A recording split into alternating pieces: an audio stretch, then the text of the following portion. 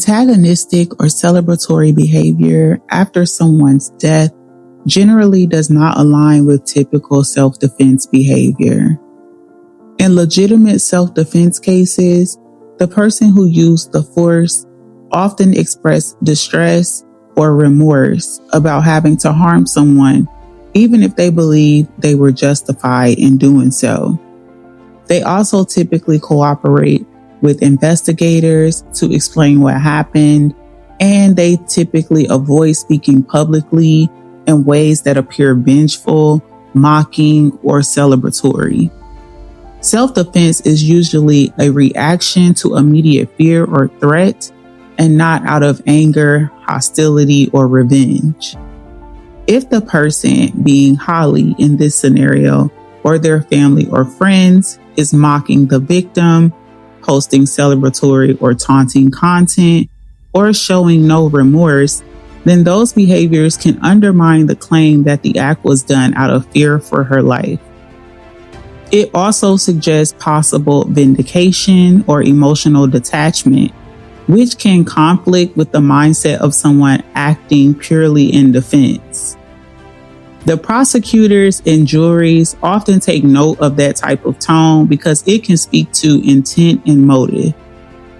This can also indicate possible pre-existing hostility or bias towards the victim, and it can reflect a lack of perceived threat, especially if the person's statements or actions after the incident show pride or aggression rather than fear or regret. Courts will sometimes admit social media posts or public comments as evidence of state of mind, especially if they contradict a defense narrative. To use the tragedy to seek attention, followers, or money online typically raises serious red flags about motive and credibility. It looks more like they're owning or capitalizing on the act, which prosecutors, juries, and the public often interpret as a lack of remorse or possible intent.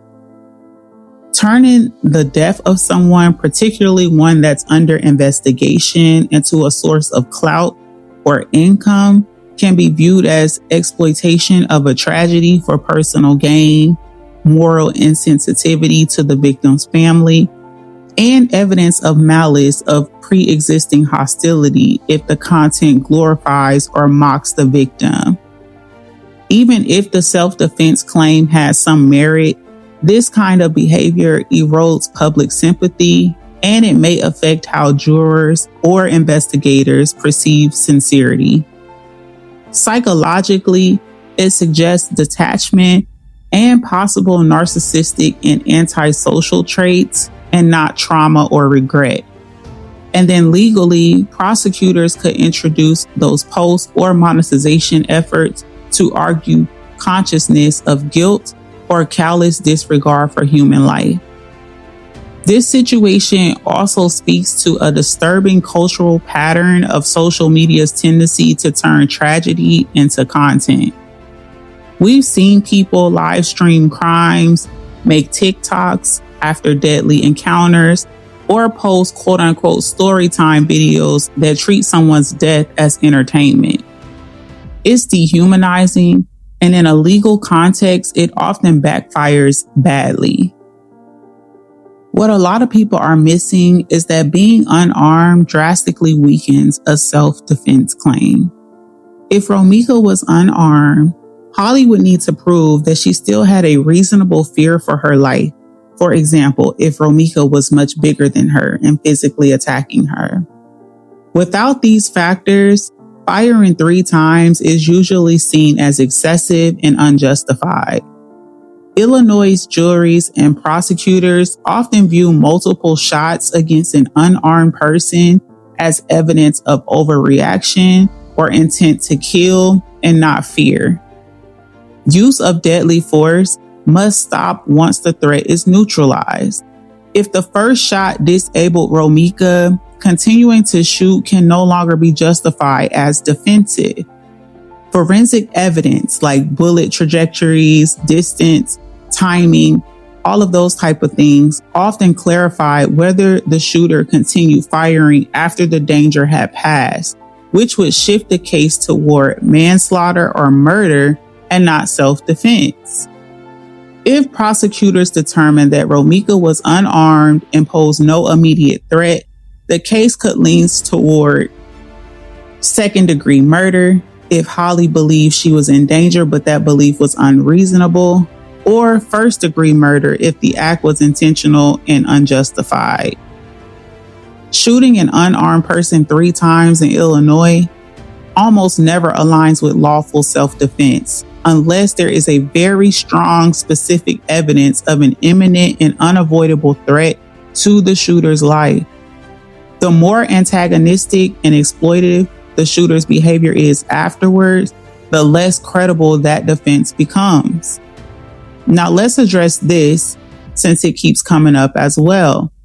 If Holly had an active restraining order or an order of protection against Romeca, it establishes that there was a history of conflict or perceived threat, and that Holly had previously sought legal protection, which could show that she was afraid of Romeca.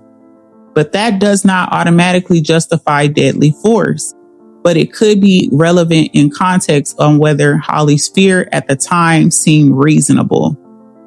Illinois self-defense law still requires that at the time of the shooting, there was an immediate danger of death or serious injury, and deadly force was necessary to stop that particular danger. So a restraining order can support a self-defense claim if it's paired with credible evidence of an immediate threat, but it can backfire if prosecutors can show that Holly used it to justify pre-existing hostility or a planned confrontation. So in other words, the protection order can help explain fear, but it cannot excuse retaliation or overreaction. People often try to justify violence against victims by highlighting their past behavior, even when it has nothing to do with the incident itself. This is an attempt to dehumanize the victim, implying that they somehow deserved what happened because they were difficult or argumentative. Romeca's past, just like anyone else's, doesn't determine whether her killing was justified. What matters is what happened in the exact encounter. Justice for Romeca. Respectfully.